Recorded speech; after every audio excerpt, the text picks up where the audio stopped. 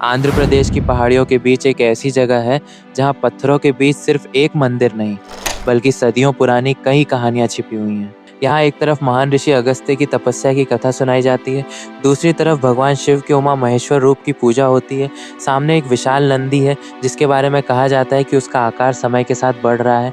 आसपास ऐसी गुफाएं हैं जिन्हें ऋषियों और संतों की साधना से जोड़ा जाता है, और इसी इलाके की संत परंपरा में एक ऐसा नाम आता है जिसने आंध्र प्रदेश के लोगों के बीच अपनी अलग पहचान बनाई, पोतुलूरी वीर ब्रह्मेंद्र स्वामी। लेकिन सवाल यह है कि आखिर यागंटी की शुरुआत कहाँ से हुई? क्या इस मंदिर को किसी संत ने बनाया था? अगस्त्य ऋषि का यहाँ क्या कनेक्शन था? वीर ब्रह्मेंद्र स्वामी यहाँ क्यों आए? और आखिर इस पूरी जगह के पीछे ऐसी कौन सी मिस्ट्री है जो आज भी लोगों को यहाँ खींच कर लाती है? कहानी शुरू होती है यागंटी की उन पहाड़ियों से, जब यहाँ आज जैसा भव्य टेम्पल कॉम्प्लेक्स नहीं था। चारों तरफ पहाड़ियाँ थीं, नेचुरल रॉक्स थीं, गुफाएं थीं, और इन्हीं पहाड़ियों के बीच एक ऋषि की तपस्या से जुड़ी कहानी आज भी सुनाई जाती है। धार्मिक परंपरा के अनुसार महान ऋषि अगस्त्य इस क्षेत्र में आए थे। कहा जाता है कि अगस्त्य ऋषि यहाँ भगवान वेंकटेश्वर की मूर्ति स्थापित करना चाहते थे। मूर्ति तैयार की गई, लेकिन जब उसे स्थापित करने की तैयारी हुई तो उसके पैर के अंगूठे के नाखून के पास एक डैमेज दिखाई दिया। अगस्त्य ऋषि ने इसे शुभ संकेत नहीं माना और इसके बाद उन्होंने भगवान शिव की कठोर तपस्या शुरू कर दी।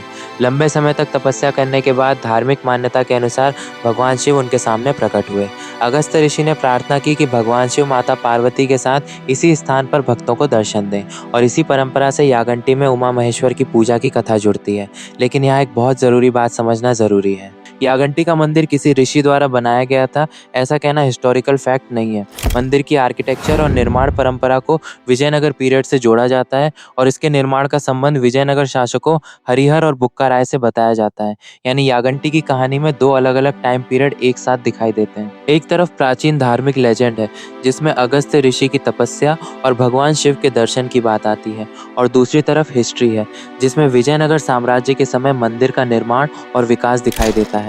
लेकिन यागंटी की मिस्ट्री यहाँ खत्म नहीं होती। जैसे ही आप मंदिर के अंदर जाते हैं, सबसे पहले जिस चीज़ पे नज़र जाती है वो है विशाल नंदी की मूर्ति।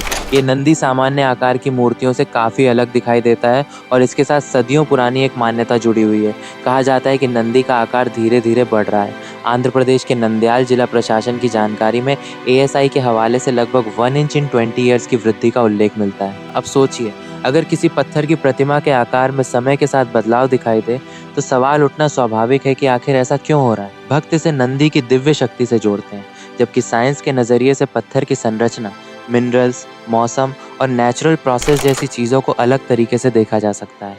लेकिन यागंटी का नंदी सिर्फ अपने आकार की वजह से फेमस नहीं है, इससे एक और रहस्यमयी भविष्यवाणी जुड़ी हुई है। तेलुगु संत पोतुलूरी वीर ब्रह्मेंद्र स्वामी के कालज्ञानम से जुड़ी लोक मान्यता के अनुसार आने वाले समय में जब कलयुग अपने अंतिम चरण में पहुंचेगा, तब यागंटी का नंदी जीवंत होकर अपनी आवाज़ से संकेत देगा। अब ये एक धार्मिक फोरकास्ट है जिसे भक्त आस्था के रूप में देखते हैं, न कि साइंटिफिकली प्रूव्ड फैक्ट के रूप में। लेकिन सोचिए, एक ऐसी मूर्ति जिसके बारे में कहा जाता है कि वो बढ़ रही है और जिसके साथ फ्यूचर की एक भविष्यवाणी भी जोड़ दी गई है, वो किसी भी डॉक्यूमेंट्री के लिए अपने आप में कितना स्ट्रॉन्ग टॉपिक बन जाती है। और अब कहानी में आता है कौवों का श्राप। भारत में कौवे इतने आम हैं कि मंदिरों और गांवों के आसपास उनका दिखाई देना बिल्कुल सामान्य बात है। लेकिन यागंटी की लोकल ट्रेडिशन में कहा जाता है कि यहाँ कौवों के न आने के पीछे एक श्राप की कहानी है। मान्यता है कि जब अगस्त्य ऋषि इस इलाके में तपस्या कर रहे थे, तब कौवों ने उनकी मेडिटेशन में बाधा डाली। बार बार परेशान किए जाने के बाद ऋषि अगस्त्य क्रोधित हो गए और उन्होंने कौवों को इस क्षेत्र से दूर रहने का श्राप दे दिया। इसी वजह से यागंटी के आसपास कौवों के दिखाई न देने की कहानी सुनाई जाती है। कुछ धार्मिक मान्यताओं में कौवे का संबंध भगवान शनि से भी जोड़ा जाता है, इसलिए इस कथा ने यागंटी को और ज़्यादा मिस्टीरियस बना दिया। लेकिन यहाँ भी क्लियर रहना ज़रूरी है, कौवों के श्राप वाली कहानी एक धार्मिक लोक कथा है, इसे साइंटिफिक एविडेंस के रूप में पेश नहीं किया जा सकता। अब आगे बढ़ते हैं उस पवित्र जलकुंड की तरफ जिसे यागंटी की सबसे खास जगहों में गिना जाता है। इसे पुष्करिणी कहा जाता है। पहाड़ियों के बीच बने इस जलकुंड में पानी दिखाई देता है और धार्मिक परंपरा में इसे पवित्र माना जाता है। स्थानीय मान्यता के अनुसार पहाड़ी से आने वाला पानी नंदी के पास से होकर इस पुष्करिणी तक पहुंचता है। और कहानी यहाँ ख़त्म नहीं होती। अगली बार चलते हैं हैदराबाद से आंध्र प्रदेश के अहोबिलम, जहाँ एक ही इलाके में नरसिम्हा के 9 अलग अलग मंदिर हैं। इस बार जाने का प्लान ट्रेन रूट से है। डेट अभी फिक्स नहीं है, लेकिन सितंबर से अक्टूबर के बीच जाना कंफर्म है। वहाँ जाके देखेंगे कौन सा मंदिर पहाड़ों के बीच है, इन 9 मंदिरों का पूरा रूट क्या है और यहाँ की वो पुरानी परंपरा आखिर क्या है। जिसकी वजह से अहोबिलम बाकी जगहों से अलग लगता है।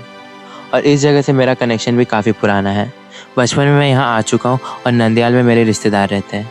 इसलिए इस बार अगर वहाँ गया तो सिर्फ दर्शन करके वापस नहीं आऊँगा। रास्ते से लेकर मंदिरों तक, वहाँ की तेलुगु भाषा और लोकल कल्चर तक सब कुछ आपके साथ शेयर करूँगा। अगर आप चाहते हो कि मैं अहोबिलम का पूरा व्लॉग बनाऊँ तो कमेंट में बस अहोबिलम लिख देना। गाइस आपको यकीन नहीं होगा मैं तेलुगु हूँ। मैं बात कर रहा हूँ तेलुगु में। मैं నా పేరు సాకేత్ మీరేం చేస్తారు मेरे సబ్స్క్రైబర్స్ को मेरे मुझे मैं నా సబ్స్క్రైబర్స్ నన్ను సబ్స్క్రైబ్ చేయండి ఇంకా నేను అహోబిలం దర్శనం చేసుకుని వస్తా ఖచ్చితంగా ఇంకా థ్యాంక్ యూ మమ్మల్ని చూడడానికి ధన్యవాదాలు